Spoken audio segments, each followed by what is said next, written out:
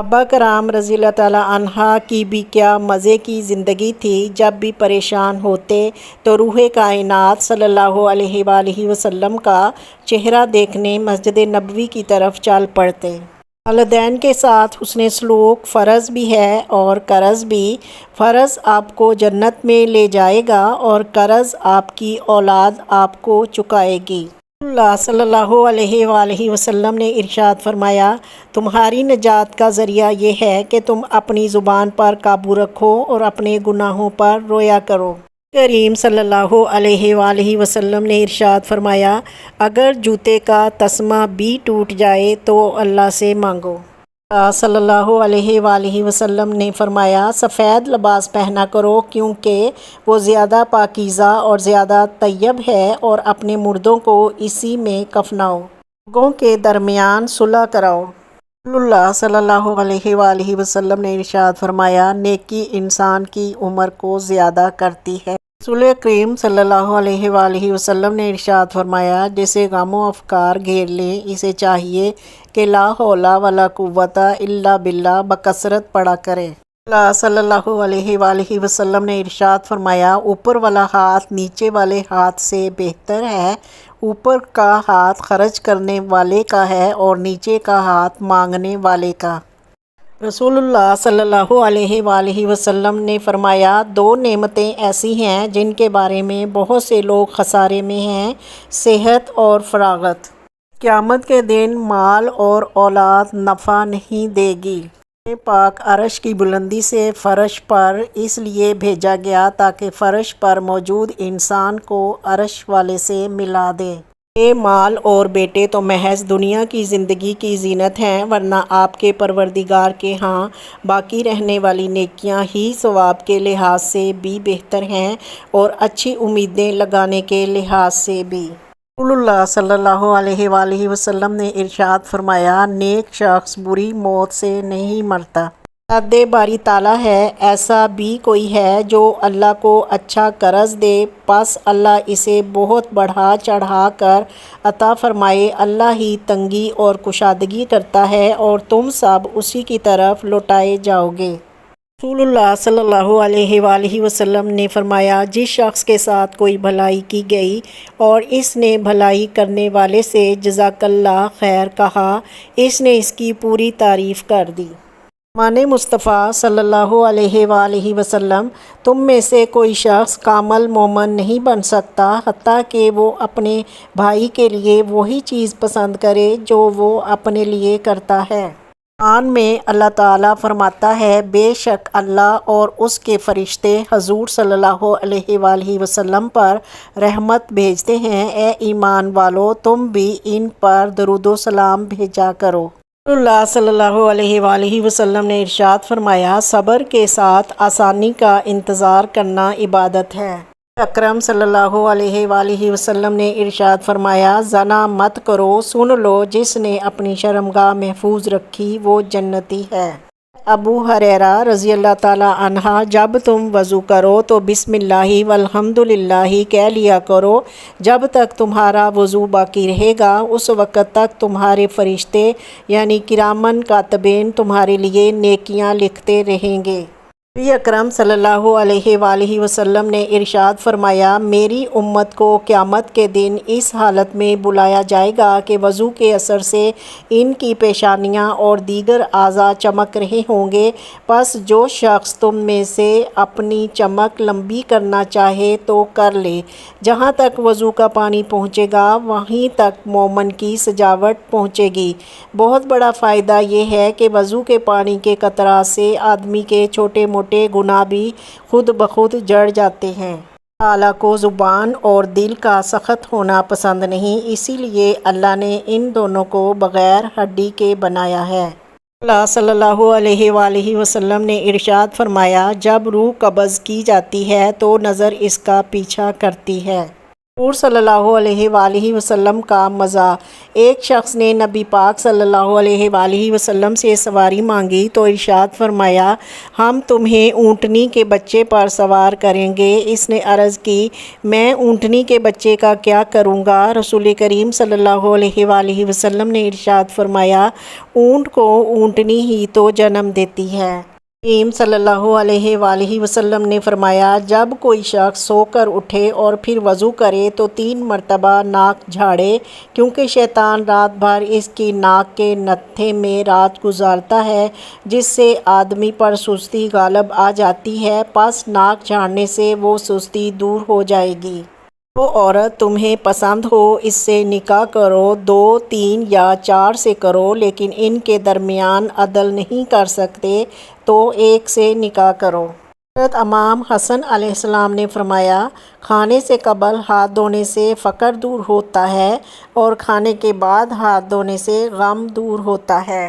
جو بندہ دن میں 5 مرتبہ اپنے مسئلے اللہ کے سامنے رکھتا ہے تو کوئی مسئلہ اس کے لیے مسئلہ نہیں رہتا۔ رسول اللہ صلی اللہ علیہ وآلہ وسلم نے ارشاد فرمایا، رشتوں کو طے کرنے میں دینداری کو مقدم رکھو۔ اے لوگو جو ایمان لائے ہو، اللہ تعالیٰ سے ڈرو اور ہر شخص کو دیکھنا چاہیے کہ اس نے کل کے لیے کیا آگے بھیجا ہے، اور اللہ تعالیٰ سے ڈرو، اللہ تعالیٰ یقیناً اس سے پوری طرح باخبر ہے جو تم عمل کرتے ہو۔ کریم صلی اللہ علیہ وآلہ وسلم نے ارشاد فرمایا، جو مسلمان اپنے مسلمان بھائی کی غیبت کرنے سے باز رہے، اللہ اس کو دوزخ کی آگ سے ضرور بچائے گا۔ نبی کریم صلی اللہ علیہ وآلہ وسلم نے ارشاد فرمایا، پل صراط پر تم میں سے زیادہ وہ ثابت قدم رہے گا جس کی محبت میری آل سے زیادہ ہوگی۔ اللہ صلی اللہ علیہ وآلہ وسلم نے ارشاد فرمایا، جنت والے ہر جمعہ کے روز اللہ سے ملاقات کریں گے۔ دوسروں کے بارے میں اچھا گمان رکھنا بہترین عبادت ہے۔ نبی کریم صلی اللہ علیہ وآلہ وسلم نے ارشاد فرمایا، گھروں سے کوڑا کرکٹ اٹھا دیا کرو کیونکہ یہ شیطان کی خوابگاہ ہے۔ جب آپ کسی کام کا پختہ ارادہ کر لیں تو اللہ پر توکل کریں، بے شک اللہ توکل کرنے والوں سے محبت کرتا ہے۔ حضرت محمد صلی اللہ علیہ وآلہ وسلم نے فرمایا، پینے والی چیزوں کو کھڑے ہو کر مت پیو، کشمش بلغم کو کم کرتی ہے۔ کدو کھاؤ کیونکہ یہ سبزی دماغ کو قوت دیتی ہے۔ جس حد تک ممکن ہو لہسن کا استعمال کرو کیونکہ یہ 70 بیماریوں کی دوا ہے۔ کلونجی ہر درد کی دوا ہے سوائے موت کے کہ اس کی کوئی دوا نہیں ہے۔ مٹی کھانے سے پرہیز کرو اس لیے کہ مٹی کھانا میری امت پر حرام ہے۔ کھجور کو ناشتے میں کھاؤ تاکہ تمہاری اندرونی جراثیم کا خاتمہ ہو جائے۔ تمہاری غذا میں بہترین غذا روٹی اور پھلوں میں بہترین پھل انگور ہے۔ رسول اللہ صلی اللہ علیہ وآلہ وسلم نے ارشاد فرمایا، میری شفاعت کا سب سے زیادہ نفع اٹھانے والا وہ شخص ہوگا جو اپنے دل کے خلوص کے ساتھ لا الہ الا اللہ کہے۔ یعنی مصطفیٰ صلی اللہ علیہ وآلہ وسلم جو کام لوگوں کے سامنے کرنے کو ناپسند کرتے ہو وہ تنہائی میں بھی نہ کیا کرو۔ آپ کی بات کرو چاہے اس کی زد میں تمہارا رشتہ دار ہی کیوں نہ آئے۔ حضرت محمد مصطفیٰ صلی اللہ علیہ وآلہ وسلم نے فرمایا، افضل ایمان یہ ہے کہ تمہیں اس بات کا یقین ہو کہ تم جہاں بھی ہو خدا تمہارے ساتھ ہے۔ رسول اللہ صلی اللہ علیہ وآلہ وسلم نے ارشاد فرمایا، برکت کھانے کے بیچ میں نازل کی جاتی ہے، اس لیے تم برتن کے کنارے سے کھاؤ، بیچ میں سے مت کھاؤ۔ سیدنا عبداللہ بن معاویہ غازی رضی اللہ تعالیٰ عنہ سے روایت ہے کہ ایک آدمی نے پوچھا، تزکیہ نفس کیسے ہوتا ہے؟ آپ صلی اللہ علیہ وآلہ وسلم نے فرمایا، آدمی کا یہ جان لینا کہ اللہ تعالیٰ اس کے ساتھ ہوتا ہے، وہ جہاں بھی ہو۔ دن کی روشنی میں رزق تلاش کرو، رات کو اسے تلاش کرو جو رزق دیتا ہے۔ وقت آئے گا جب یہ کافر لوگ بڑی تمنائیں کریں گے کہ کاش وہ مسلمان ہوتے۔ اے ہمارے رب، یہ آپ کا کرم ہے، ہمیں ایمان والی زندگی دی ہے، اے اللہ ہمیں ہمیشہ ایمان پر ہی رکھنا، آمین۔ ہر نیا منٹ شروع ہو کر یہ اعلان کرتا ہے جو شخص بھلائی کرنے کی قدرت رکھتا ہے تو کر لے، اس لیے کہ میں دوبارہ لوٹ کر آنے والا نہیں ہوں۔ ایمان والوں اور اپنے رب پر بھروسہ رکھنے والوں پر اس شیطان کا کوئی زور نہیں چلتا۔ محمد مصطفیٰ صلی اللہ علیہ وآلہ وسلم نے فرمایا، باپ کی دعا اولاد کے لیے ایسی ہے جیسے نبی کی دعا امت کے لیے۔ لوگ آپ سے ناراض ہو سکتے ہیں، آپ کا برا سوچ سکتے ہیں، آپ کے خلاف سازش کر سکتے ہیں، آپ کے خلاف جھوٹ بول سکتے ہیں، لیکن یاد رکھیں آپ سے آپ کا نصیب کوئی نہیں چھین سکتا۔ اپنے رب پر بھروسہ رکھیے، وہ سب بہتر کر دے گا۔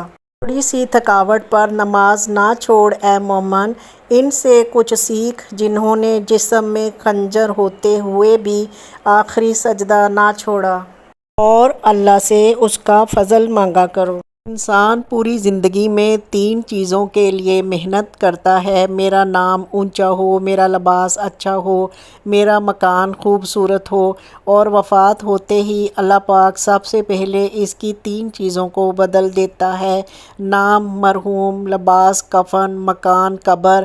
اے انسان، پھر تو کس چیز پر غرور کرتا ہے؟ نماز پڑھو اور اللہ کو یاد رکھو۔ رسول اللہ صلی اللہ علیہ وآلہ وسلم نے فرمایا، جب اللہ تعالیٰ مخلوق کو پیدا کر چکا تو اپنی کتاب لوح محفوظ میں جو اس کے پاس عرش پر موجود ہے، اس نے لکھا، میری رحمت میرے غصے پر غالب ہے۔ حضرت محمد بن کعب رحمۃ اللہ علیہ، جو قرآن کی تلاوت کا عادی ہوگا اس کی عقل سلامت رہے گی، چاہے اس کی عمر 100 سال ہو جائے۔ رسول اللہ صلی اللہ علیہ وآلہ وسلم نے فرمایا، دنیا میں اس طرح ہو جا جیسے تو مسافر یا راستہ چلنے والا ہو۔ عبداللہ بن عمر رضی اللہ تعالیٰ عنہ فرمایا کرتے تھے، شام ہو جائے تو صبح کے منتظر نہ رہو، اور صبح کے وقت شام کے منتظر نہ رہو۔ اپنی صحت کو مرض سے پہلے غنیمت جانو اور زندگی کو موت سے پہلے۔ ابن تیمیہ رحمۃ اللہ فرماتے ہیں، جس شخص سے حسد کیا جاتا ہو اس کے لیے سلامتی کی راہ یہ ہے کہ وہ حاسدوں سے اپنی نعمت کو چھپائے، جیسے یعقوب علیہ السلام نے اپنے لخت جگر یوسف علیہ السلام کے خواب مخفی رکھنے کی نصیحت کی تھی۔